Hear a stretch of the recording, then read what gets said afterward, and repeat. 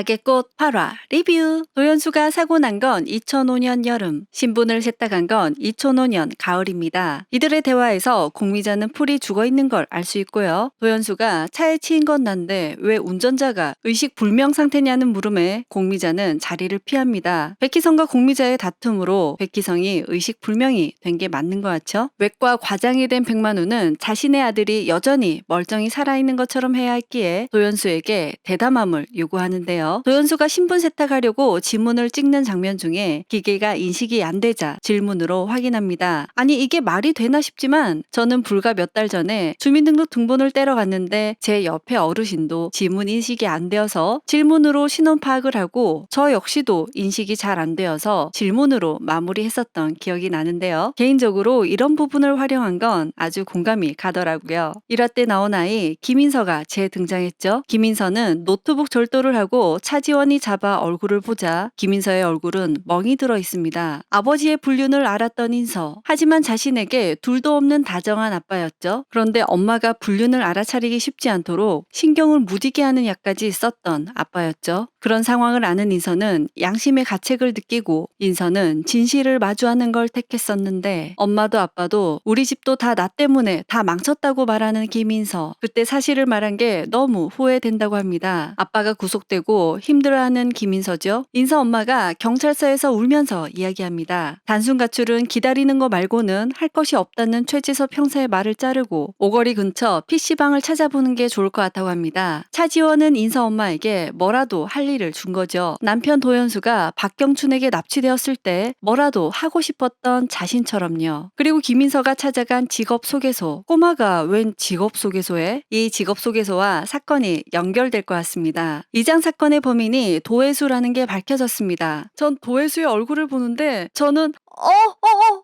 순간 도혜수의 표정 때문에 모든 사건의 범인이구나 하고 착각이 들 정도였는데요. 드중이 영상을 보신 분이시라면 도연수가 아니라 도혜수였던 걸 예상하셨을 텐데요. 예전에 제가 만든 영상과 상황이 거의 똑같아서 이 부분은 넘어갈게요. 도연수는 누나 도혜수를 보고 반가운 마음보다는 용건을 바로 말합니다. 하지만 누나 도혜수는 도연수를 보고 오열을 하죠. 이런 도혜수를 보고 도연수는 무표정에 입꼬리가 약간 실룩거리는데요. 이준기 배우의 이 미세한 연기, 박경춘 사건 때 미세하게 근육이 떨리는 연기도 그렇고 정말 연기를 잘하시네요. 누나 도혜수가 너 많이 변했어 라고 합니다. 도연수는 아내 차지원에게 많은 것을 해주고 있죠. 깍두기가 어디에 있는지 모르는 차지원을 보면 알 수 있듯이 집안일도 도연수가 주로 맡아서 하는 걸 알 수 있습니다. 딸 은하의 머리를 묶는 것을 보면 딸을 세심하게 챙겨주는 것도 도연수라는 걸 알 수 있는데요. 그리고 누나 도혜수 대신 누명을 쓰기로 결심했죠. 누나 도혜수의 대사를 듣고 생각했습니다. 뭐가 변했을까? 그리고 도혜수는 네가 원하는 걸 말하라고 하죠. 지금까지 원하는 게 없던 도연수는 부탁도 해본 적이 없는 것 같았는데요. 하지만 원하는 게 생기자 주변 사람에게 부탁을 합니다. 바로 김무진과 도혜수죠. 원하는 게 있어서 부탁을 하게 된 도연수. 부탁을 하는 것도 좋아하는 사람에게 부탁하는 것 같죠? 너 그 사람 사랑해? 아니, 단 한순간도. 그렇게 생각해 본 적 없어. 난 그런 맘 몰라. 라고 답하는 도연수. 차지원은 이 말을 엿듣고 가버리는데요. 난 그런 거 몰라. 이제 배워가는 중이야. 이와 같은 달콤한 반전의 말이 있었을 텐데 말이죠. 한국 사람들 말은 끝까지 들어봐야죠. 이 순간 엄마에게 전화가 오고 은하와 통화를 합니다. 그리고는 오프닝에 등장한 장면이 나오죠. 도연수의 물품을 태워버립니다. 그래, 백희성으로 살게 해줄게. 도연수가 백희성으로 살아가는 이유는 도망자 신세라서 했던 신분 세탁도 있지만 가장 큰 이유는 바로 가족입니다. 차지원은 도연수가 백희성으로 신분 세탁을 위해 가족을 이용했다고 생각하는데요. 하지만 차지원이 도연수에게 받은 사랑과 딸 은하를 보고 또 결정적으로 김인서의 모습을 보고 자신의 모습이 투영되면서 딸 은하 생각을 많이 한 것 같습니다. 도연수를 집 앞에 만나 나 사랑해? 라고 물어봅니다. 손등에 키스를 하면서 당연한 걸 뭘 물어? 라고 하죠. 하지만 차지원은 자신의 감정을 숨긴 채 속으로 끝까지 백희성으로 살아. 우리 은하를 위해서 라고 합니다. 백희성이 병원에서 무의식 중에 했던 말, 누나는 평범하게 살아. 그리고 절대 나 찾지 마. 난 이제 도연수론 안 살아. 이 말을 들었던 차지원이었죠. 차지원은 마지막 선물을 남편의 비밀을 지켜주면서 헤어지려고 맘먹는 것 같았습니다. 차지원은 연주시 사건을 반대했으나 남편 도연수가 범인이 아닌 걸 알고는 적극적으로 수사에 참여하게 됩니다. 그리고 딸 은하를 위해, 그리고 자신의 삶을 위해서도 명확히 하고 싶어 하죠. 도연수는 사람의 감정을 느낄 수 있는 장면이 오늘 보였는데요. 바로 김무진과 도혜수와 같이 공범을 찾기 위해 모인 자리에서 김무진은 도혜수를 어떻게 제가 사람을 죽여? 도대체 무슨 일이 있었던 거야? 라는 마음의 소리를 할 때 도연수는 김무진과 도혜수를 번갈아 보고는 도연수 특유의 입실룩거림을 보입니다. 도연수는 김무진에게 진짜 목적은 누나를 다시 어떻게 해볼 생각이냐고 라고 합니다. 이렇게 도연수는 사람들의 감정을 느끼고 있습니다. 말투는 사람을 열받게 하는 것 같지만요. 그리고 여기서 도민석과 도연수의 공통점은 말을 잘 듣는다는 것을 볼 수 있습니다. 도연수가 아버지 환영으로 힘들어할 때 아버지 가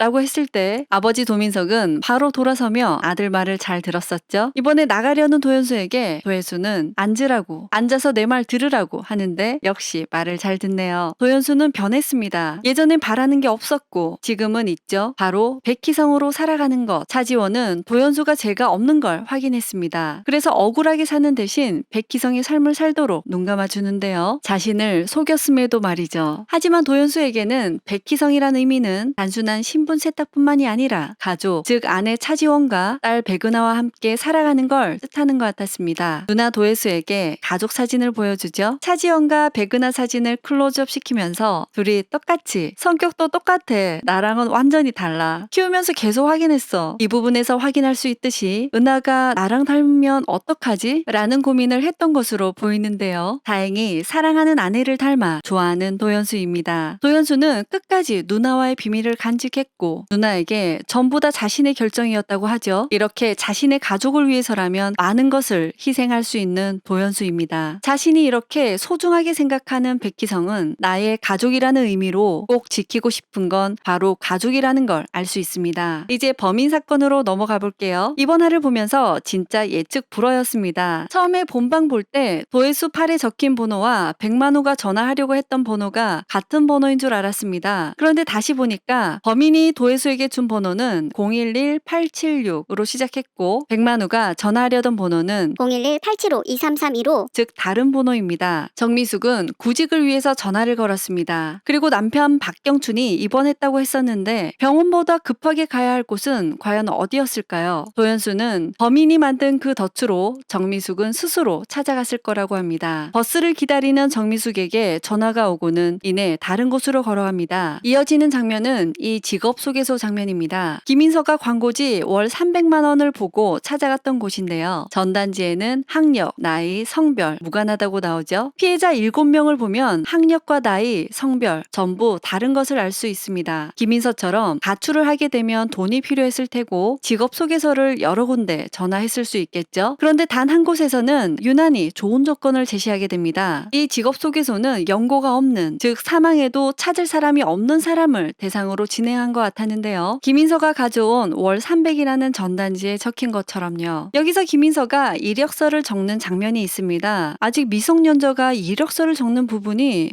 뭔가 어둠의 냄새가 나죠. 김인서와 같이 피해자도 이력서를 적게 해서 거주지와 신분을 파악했던 것 같습니다. 그래서 일자리가 필요한 정미숙에게 지금 페이가 좋은 일자리가 나왔다. 지금이 아니면 안 된다. 라는 식으로 이야기해서 황급히 그곳으로 오게 했던 것 같습니다. 그리고 김인서에게 준 오렌지 주스 보이시죠? 아마 7명의 피해자에게도 같은 오렌지 주스를 줬고 거기에는 수면제를 탔을 거란 추측이 되는데요. 목격자 진술에서 정미숙이 탈출할 때 정신이 온전해 보이지 않았고 그걸 범인은 이기지 못하는 술을 먹었냐고 하던 것으로 보아 피해자에게 수면제를 먹이고 범행 장소로 이동한 것 같아 보입니다. 그럼 과연 피해자 7명을 어떻게 했을까요? 김무진이 찾은 뉴스에 보면 백만우는 1985년도에 311병상으로 시작해서 1626평상 규모로 늘렸다고 하는데요. 이 부분과 연관해서 생각해보면 외과 의사인 백만우는 1985년도에 31살의 의사로서는 경험이 많지 않은 나이임을 알 수 있습니다. 그는 공미자의 대화에서 보면 희성이 걸음마를 뗄 때, 처음 자기 이름을 썼을 때, 경시대회에서 상을 받을 때, 아들이 교통사고를 냈을 때도 아빠를 찾았지만 백만우는 아들 백희성 곁에 없었습니다. 이렇게 결정적인 순간에도 소소한 가족의 행복을 누려야 할 순간에도 백만우는 가족 곁에 없었죠. 가족이 필요한 중요한 순간에 함께하지 않았고 바깥일과 오로지 자신의 출세와 평판에만 신경 썼다는 걸 추측할 수 있는데요. 이렇게 그는 작은 규모의 병원을 크게 키우기 위해서 외과 의사로서 수단과 방법을 가리지 않았을 거라는 생각이 듭니다. 7명의 피해자를 보면 아무런 공통점도 없어 보이지만 차지원은 그들은 아무도 찾지 않는 대상이라고 말했었죠. 즉 불법 체류자, 독거노인, 가출한 사람, 연고가 없는 사람들로만 범행을 저질렀던 것은 범인 입장에서는 훨씬 쉬운 대상이었기 때문이겠죠. 피해자를 수술 실험 대상 혹은 장기 매매 혹은 임상 실험으로 생각할 수 있습니다. 그런데 일이 이렇게 되면 몸에 흉터가 남거나 특정 장기가 없어졌을 텐데 시신을 보면 이 부분은 알 수 있었지 않을까요? 아니면 억울한 죽음을 따져 물을 연고가 없었기에 부검도 당연히 없었을 사람들이기에 쉽게 감출 수 있었던 걸까요? 세상의 존경을 다 받고 평판이 삶의 1순위였던 백만우에게 사람의 목숨은 그저 자신의 출세를 위해 바쳐진 재물로만 여겼던 걸까요? 공미자는 그에게 속살 조금 건드렸다고 그 점잖은 가면이 이렇게 쉽게 벗겨져 라고 하는데요. 그가 쓰고 있는 가면이란 것이 어쩌면 피해자들의 겁에 질린 표정을 보고 즐겼던 것이 그의 실체, 숨기고 싶던 뒷면이었을까요? 그리고 드디어 찐이성이 깨어났습니다. 언젠가 찐이성이 깨어나면서 백만우와 도연수의 갈등이 고조되리라 예상했었는데요. 짝퉁 희성으로 살아온 도연수 14년간 살다 보니까 이제 진짜 희성이 된 것 같은데 아무것도 바라지 않던 그가 유일하게 생긴 바람이 바로 백희성으로 살아가는 것 오로지 그거 하나인데 이제 진짜 희성이 깨어났으니 도연수의 파란만장한 역경에 마음이 저려오는데요. 하지만 위험마저 사랑했다던 차지원의 절절한 멜로를 기대하면서 사랑의 힘이 얼마나 큰지를 맘졸이며 지켜보려고 합니다. 이상 드중이는 다음 영상으로 만나요. 그럼 안녕!